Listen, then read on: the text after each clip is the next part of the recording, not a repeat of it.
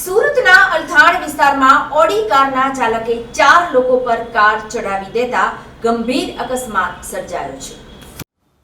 સુરતના અલથાણ વિસ્તારમાં ઓડી કારના ચાલકે 4 લોકો ઉપર કાર ચડાવી દેતા ગંભીર અકસ્માત સર્જાયો છે। રાત્રિના સમયે કાર એટલી સ્પીડમાં હતી કે તેણે રોડની સાઈડ ઉપર બેઠેલા 4 લોકોને અડફેટે લીધા હતા। ઘટનાની જાણ થતાં પોલીસે ઘટના સ્થળે પહોંચી આરોપીની ધરપકડ કરી લીધી હતી। સુરતના અલથાણ રોડ ઉપર રાત્રિના સમયે લોકો રોડ ઉપર બેઠા હતા તે દરમિયાન ફૂલ સ્પીડે આવી રહેલી કારે સુરતના અલથાણ રોડ ઉપર રાત્રિના સમયે લોકો રોડ ઉપર બેઠા હતા તે સમયે ફૂલ સ્પીડે આવી રહેલી કારે લોકોને અડફેટે લીધા હતા અને કાર ચાલક કારમાંથી ઉતરીને ભાગે તે પહેલાં જ લોકોએ તેને પકડી પોલીસને હવાલે કર્યો હતો। ગંભીર રીતે ઇજાગ્રસ્ત લોકોને સારવાર હેઠળ હોસ્પિટલ ખસેડવામાં આવ્યા છે। અલથાણ પોલીસે ગુનો નોંધી વધુ તપાસ હાથ ધરી છે।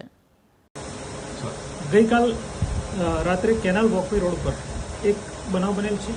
બનાવની હકીકત એવી છે કે પપ્પુ ચાની લારી પાસે એક ગાડી ચાલક જેનું નામ છે રિંકેશ ચંદ્રલાલ ભાટિયા, જે પોતે પૂર ઝડપે અને ગફલતભરી રીતે ચલાવતા હતા અને ચાની લારી પર ઉભેલા 3 બાઇકોને અડફેટે લીધા, જેમાં નાની મોટી ઈજા 4 જણને થઈ હતી।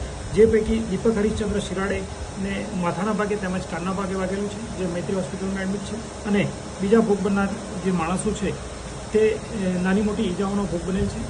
તમામ સંપૂર્ણ ભાનમાં છે અને તેમના વિરુદ્ધ એટલે કે વાહન ચાલક વિરુદ્ધ પ્રોહિબિશન પીધેલા હોય પ્રોહિબિશનને લગત કાર્યવાહી કરવામાં આવેલ છે અને ડ્રંક એન્ડ ડ્રાઈવનો કેસ કરવામાં આવેલ છે તથા હોસ્પિટલમાં દાખલ થયેલા માણસોની એક્સિડન્ટના ગુના બાબતે ફરિયાદ લેવામાં આવેલ છે, જે પણ ગુનો દાખલ કરવામાં આવેલ છે। આગળની તપાસ ચાલુ છે અને સદર આરોપી છે તેનું લાયસન્સ કબજે કરી આરટીઓમાં રદ કરવા માટે પોલીસે તજવીજ હાથ ધરેલ છે।